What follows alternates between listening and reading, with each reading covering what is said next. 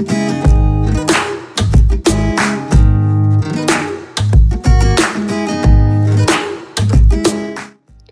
up, y'all? I'm Will. I'm Jonathan, the banker. The banker. What's up, John? Nothing much. How about you? I'm chilling here doing a podcast right now. So we've got a bunch of topics tonight. I'm excited. Tell us about it. What are we even doing here? So one thing that kind of crossed my mind is I was moving into this new apartment. Actually, I'm in it right now. Okay. And one thing I thought about is how there's like this kind of this craze for this idea of residual income. People are trying to buy up homes to create rental properties or apartment buildings to create, places where they could essentially make money passively.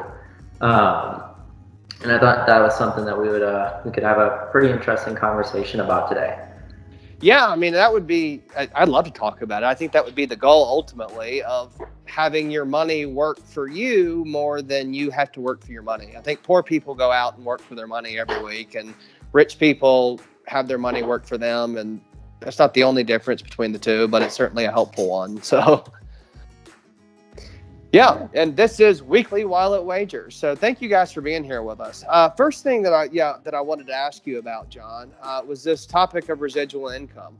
We had been talking some this week, and we can recap on that about different ideas that we've had and things we wanted to do. I know that you have, on previous shows, you've talked to us about real estate and some of the ventures that you want to have and reasons why you're not buying right now. I mean, it's not a buyer's market. It's I remember one thing that was great about the stock market crash in 08 and 09 was you could buy stuff for super cheap. But that's not the case with the real estate market. So residual income had some questions. So when we were talking earlier this week, we were actually, Jonathan and I were talking about the idea of getting into the vending machine business. As y'all know, we live on opposite sides of this great country, and we have an even better that works in an opposite continent that spends all day on the phone, and we're looking at the prices versus the returns of vending machines. And why that was neat to us is because it can provide residual income streams, which is why we thought we should talk about it today. So other than vending machines, because we've established that now, John, what are some other ideas for people who might just be starting out that don't, I don't know, it may be hard to go, jump into a rental property if you're just getting going. We've talked some about stocks, but, where do you think this should land? I think residual income, it could also be based off of comfortability. You never hear people really say get rich quick schemes are the way to go. No, you don't hear that. And any form of developing or creating like a residual income, I think the best way to do it is to set up a system. Now, with real estate, like the feudal system, like things like that, they're proven. You buy a house, you rent it out to other people. People always need places to live. And there's things, multi-level marketing, where people will try to get other people into it so they can sell to other people and kind of. That's a good point, John, and I think that we should talk about that on the show. So I'm not going to interrupt you anymore. I want us to circle back to that MLM point later on in the call. Yeah, and there's plenty of different systems with residual income. Like the whole idea is making money passively. One book that I read a long time ago, 4-Hour Work Week, he talks about how once you've built a system almost, finding a way to escape your 9-to-5, things like that, and how that's a great title too. Yeah, 4-Hour Work Week. And who was that written by? That's our man Tim Ferriss, right? Yeah, Tim Ferriss wrote that. It's all about like the new rich, where it's you have that system, you've developed a business essentially, and how can you streamline it to make it as easy for you as possible? How can you kind of navigate this in a way where you can allow yourself to have as much free time as possible to enjoy doing the things you enjoy? Now, I mean, you could be like Will and I and be like an absolute workaholic and just enjoy working all the time, as much as Will loves to do that. I can't stand idly by. It's why even on our weekends we're sitting around cutting shows right now, because just the idea of even sitting around and doing nothing, just Infuriates me. Yeah, it's not fun. But I mean, for a lot of people, their dream is, and I'm going to be doing this too soon, in the next 2 years, traveling the world, sitting beachside, maybe on a laptop, answering emails for an hour and then just relaxing. Hey, hang on, Jonathan. So, I mean, you've told us this plan of traveling the world and figuring things out. Hey, how come, like, when people go to find themselves, it's never in cold places? I mean, you're talking about being on a beach right now. I'm just curious. I mean, I think you totally could. I mean, when I went from Illinois, a corn village, to Colorado, like up in the mountains, I've never seen 7 feet of snow in Illinois, but I have here, and I think. Do y'all shut down when there's 7 feet of snow, or is it such like a winterly stable place that y'all still go to school and work and everything anyway? No, nobody can move their cars. They don't really plow out here because the sun melts it. Yeah. So for about 2 days, nobody could really leave their home. Yeah, because down here in North Carolina, like, even if the night before, if the weatherman says, that it will get below freezing overnight, just the fear of even like dew being on the road and creating black ice, they shut down schools and work and the courthouses, and it's like, even if nothing happens, like, they're so scared of it here. But like, I've had friends up in like Boston or Vermont, in those places, and if they get a foot of snow, it's like that's nothing to them. It's like their ass still better be there right on time. So I didn't know how you Westerners dealt with it. Yeah, I mean, it kind of varies by states. I mean, people in California, not to roast you guys, but you come out to Colorado, the driving's a little, it's something to improve on.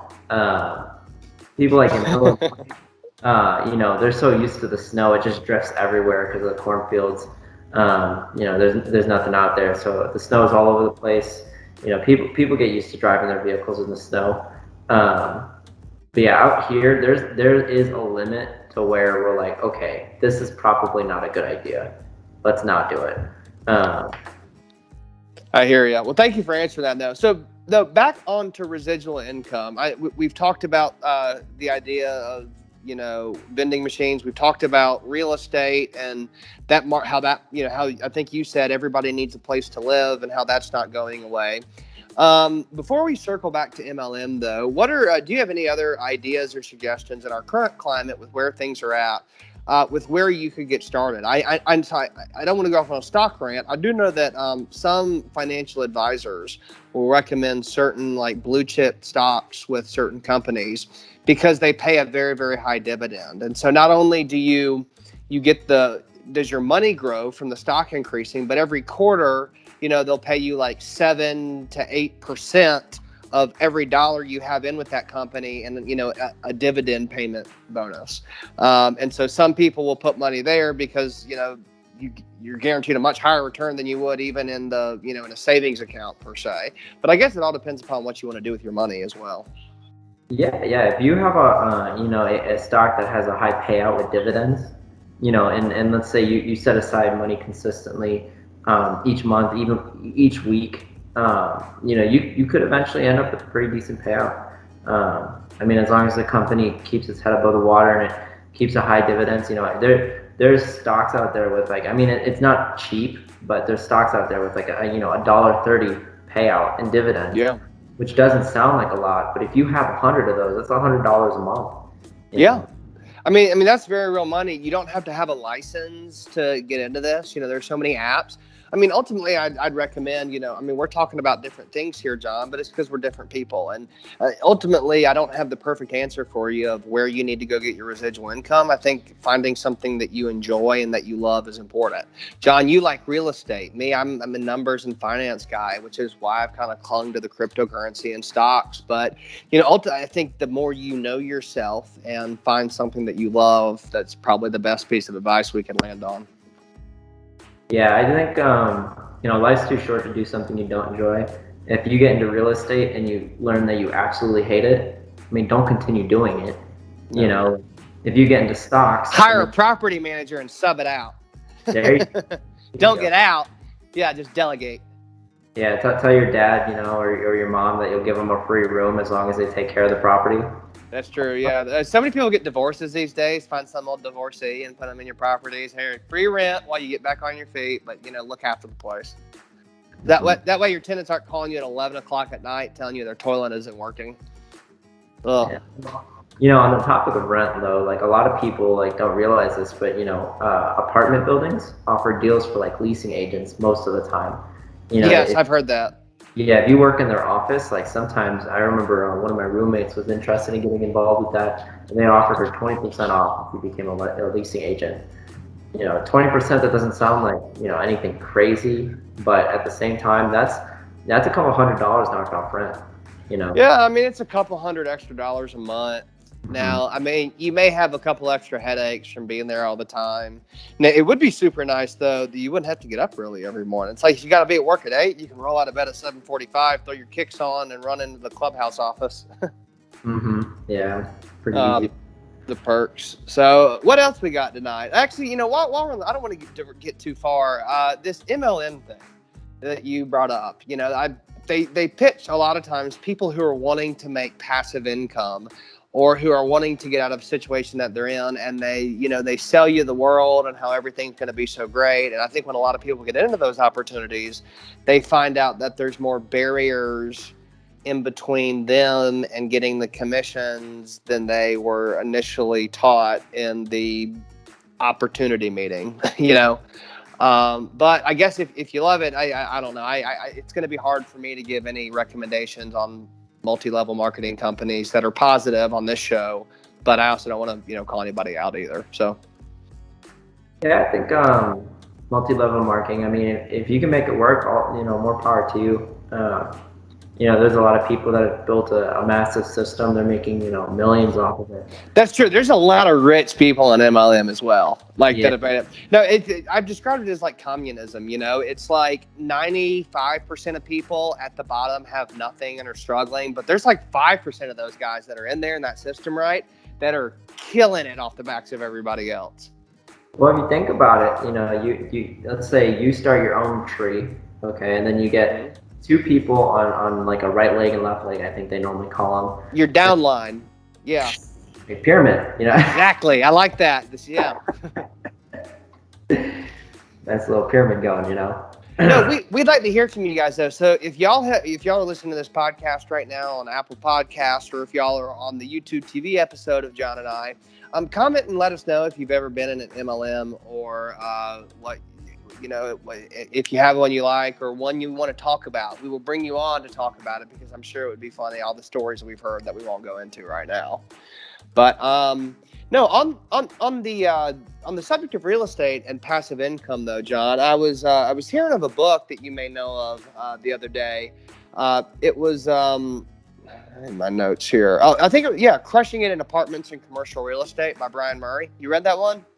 I read a decent portion of it. I think it's a good book if you're exploring real estate.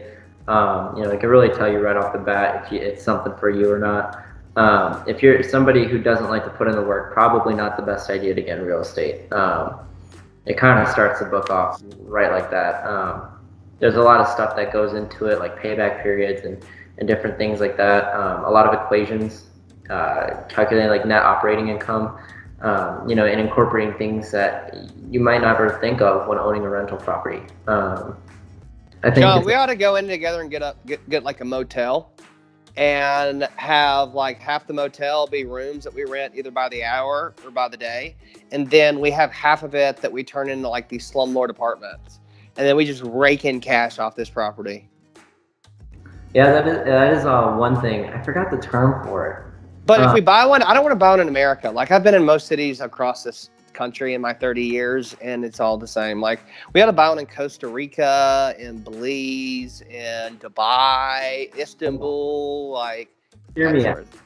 What's that? Let's buy a hotel in Bangkok.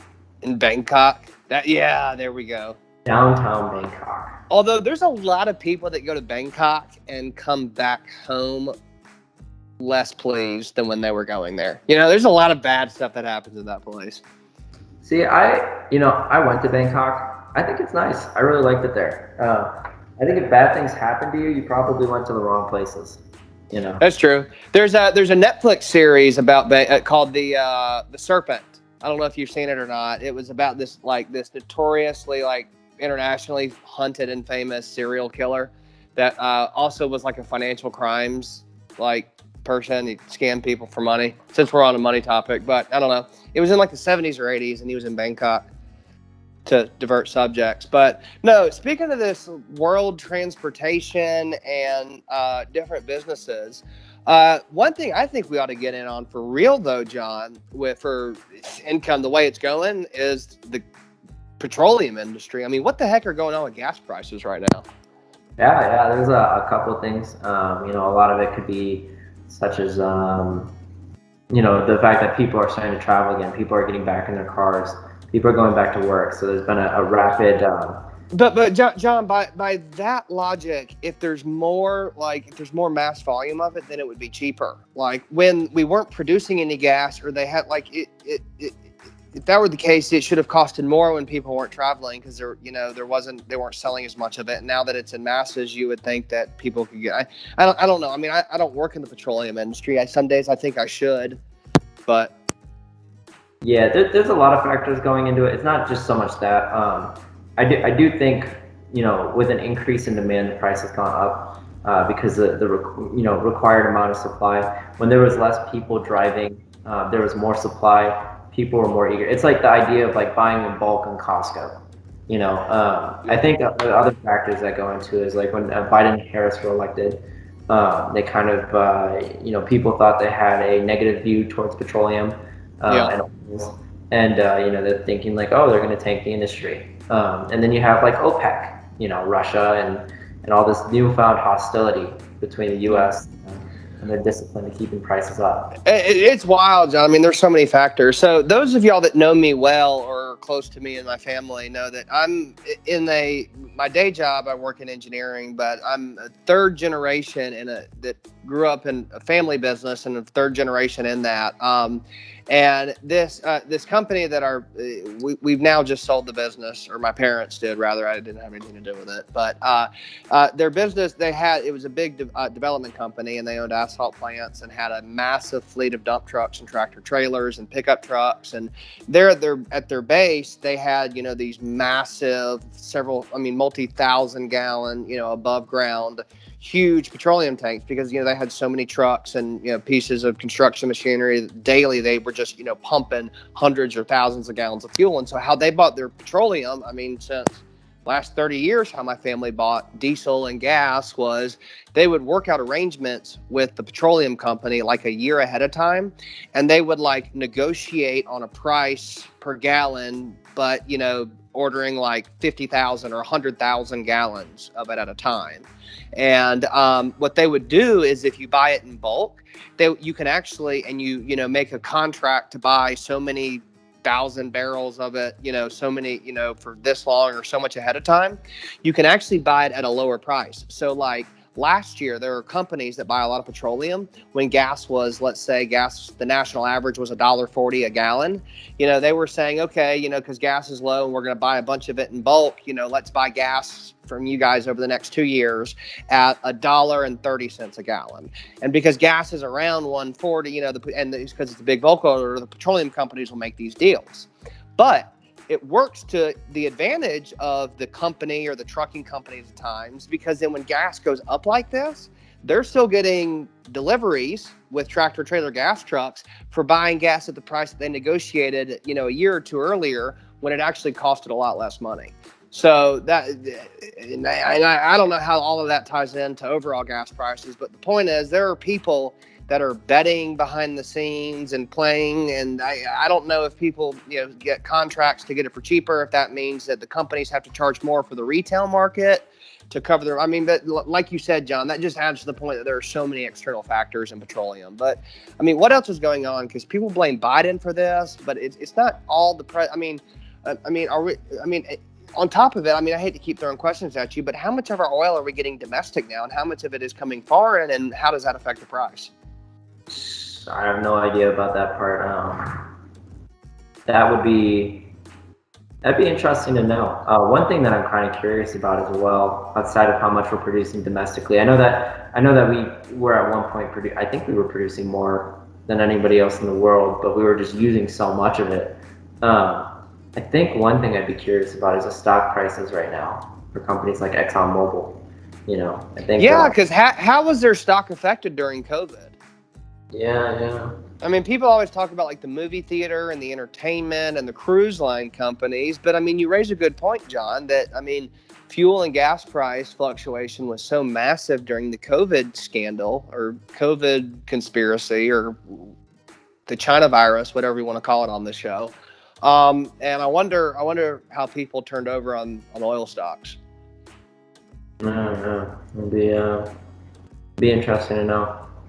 That's a good point. To see what the long play would be as well. It's prices are only going up. Like, I'm starting to wonder, eventually is it going to hit the point where people stop traveling? But the value of the dollar is also changing. I mean, they say like, every 10 years it's worth, whatever percentage more. I forget the exact statistics. I don't want to make something up on this show, but like, I mean, people are making more money. There's more. And so, the prices are always, I mean, I worked at Chick-fil-A. I don't mean to divert again, but when I was in high school, I worked at Chick-fil-A, and people don't realize this, but every couple months, Chick-fil-A changes their prices. And they change it by like 4 cents. Like the Chick-fil-A chicken sandwich will go up by like 3 cents, 4 cents. Milkshake will go up by 6 cents. And people don't realize it because it's such a small amount, but it's because they're tracking the value of the dollar. And instead of, jacking their prices up every 5 years when the Federal Reserve, makes a press release saying that this is what the dollar has changed since the last census or whatever, people factor that in. And so I wonder, like, I mean, minimum wage is higher than it used to be. I mean, so is gas going up fair? Is it just matching with the booming economy, or is it really a bigger stress on people, and is it overall more expensive? Yeah. I think one thing we can really take a look at, and it's something that I think we're seeing across the board, is a lot of people don't think about this, but higher wages. I mean, and that's a thing, right? I mean, there are a lot of higher wages now. Yeah, with higher wages, like, people say like, oh, like we need it to be, the same of what we've got. Like, your wage needs to cover your living expenses. But people don't realize, like, the higher the wage, that means that everything else is going up as well. It is, and we've talked about that both this week and last week on the show about, real estate prices going up and how it's not a buyer's market right now. Mm-hmm. Everything's going up, and it's slow because people, I guess there's some people realizing it and other people not. But it's definitely there, and it's going to get worse over the next couple years. We got the Feds keeping rates low, but people are still charging more and more for homes. You're just getting a lower interest rate. So. Yeah. I couldn't agree more myself. Very well put. Ladies and gentlemen, that is The Banker coming at you live out of Denver, Colorado. I'm about to sign off here out of North Carolina. This has been another episode of Weekly Wallet Wagers. We appreciate you joining us, and we look forward to having you next week. Later, y'all. Peace.